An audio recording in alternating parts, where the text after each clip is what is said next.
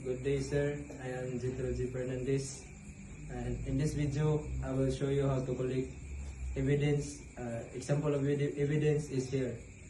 So first of all, we put some PPA to avoid mutilation of evidence.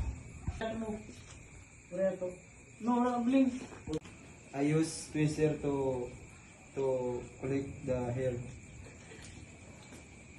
Video. This is the correct way of collecting evidence. Put it in a bond paper.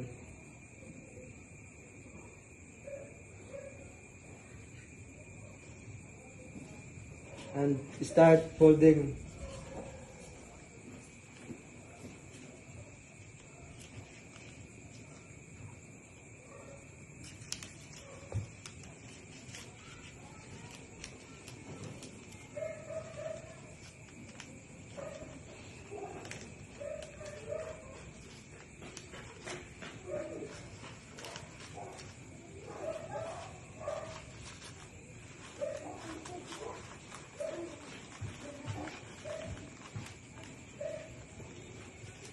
And when it's done, put it in a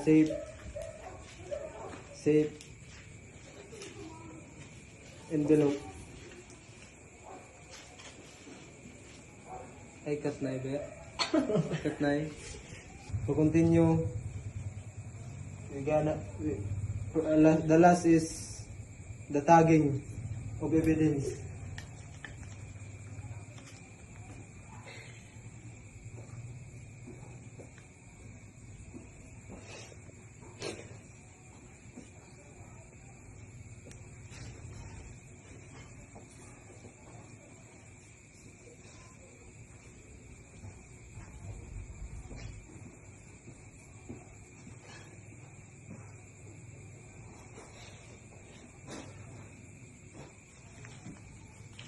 And your signature is in the middle part.